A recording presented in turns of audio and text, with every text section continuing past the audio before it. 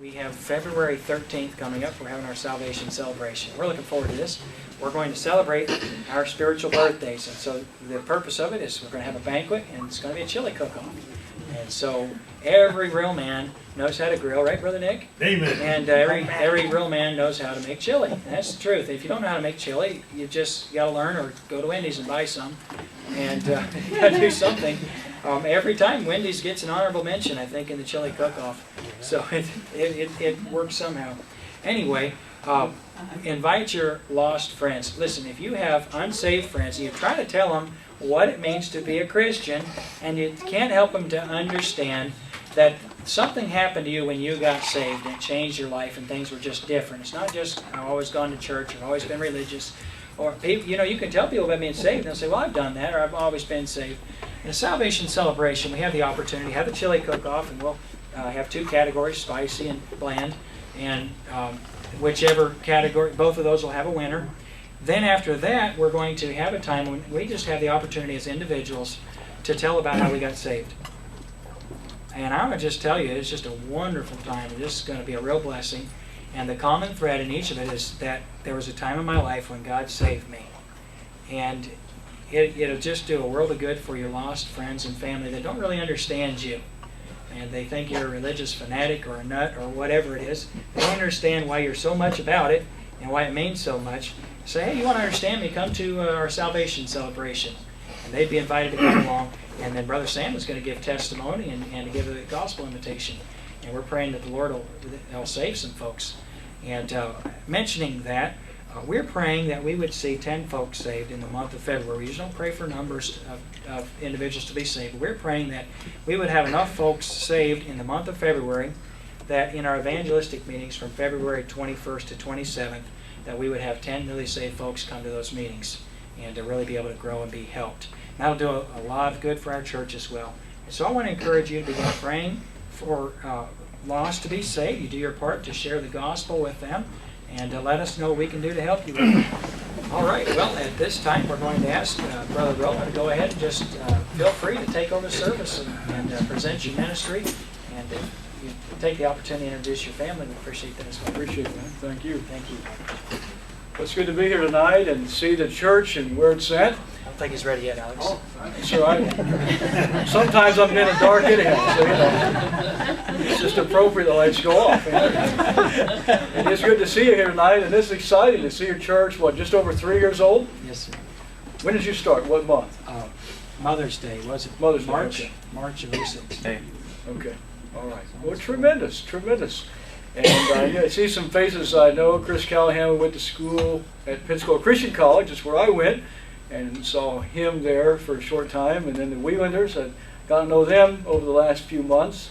Good to have them here as well. Been looking forward to this meeting. We graduated Pensacola back in the dark ages. Actually, not as dark as Brother Wielander, though. Amen. We actually had carpet on our dorm floor, but back in the year 2000, I graduated from the seminary there. My wife and I graduated from undergraduate in '96, and from there we worked in a church for about 5 years, and went to the Bill Rice Ranch and worked as a staff evangelist for 2 years. And God was planning and designing in our hearts to start a church. So for the last 7 years, we started a church over in Sarasota, Florida, South Sarasota County, in a city called Northport. And we had tremendous blessings there. Met in a great facility, and just God really had His hand on our ministry there. And next Sunday, I turned the church over, next Sunday, to a man who's going to come and be pastor of Bethel Baptist. About 6 months ago, Dr. Earl Jessup of Baptist Church Planting Ministry, who helped us start our church, called me, and he was having some physical problems. His heart had stopped and so on when he got off a treadmill, and it started back up, but he was just kind of concerned about that. And he had called, and we had talked about the possibility of helping him help establish churches all over America and around the world through Baptist Church Planting Ministry. We began to pray over this. I love our church in Northport. I needed to know it was certainly of the Lord for me to make this change. So 3 months we prayed over this and asked the Lord for clear direction, and God gave us just a burden to help Dr. Earl Jessup in Baptist Church Planting Ministry. So we made that decision back in August, and I prayed for 4 things. The first thing I prayed for was that God would give us a very good man to take our church. I love our church. I love the area. I grew up in Sarasota. I have a wonderful sending church there that helps us and so on. And really didn't want to move from there ever. But God had other plans, right? So I prayed that God would give us a good man to take the church that could really take it, a solid man. And God granted us that man. Secondly, I prayed for my family to get behind and to be an encouragement as we make this transition. If your wife's not for you, you're really not going to make it in the ministry. If your kids aren't for you, you're not going to make it in the ministry either. And so we began to pray over this, and my wife is excited, my kids are excited. And then I had a choice to make. As we travel and help churches get started, I could either leave my family there in Northport and travel and do it alone, or I could take my family with me and sell our house and so on. So I felt it was best to take my family with me, and so I asked the Lord to give us a fifth-wheel trailer or a motorhome, and I wanted to be completely debt-free. I didn't want to owe on either one of those things. Amen. And God granted us both of those as well.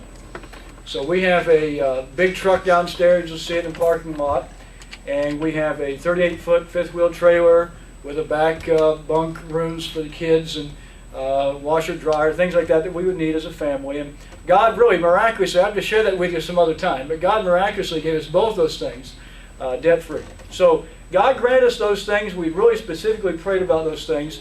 And once those things were coming into place, we told the church. Of course, it was a shock to the church, but we have been there ever since, waiting on the new pastor to come in, vote him in, and so on.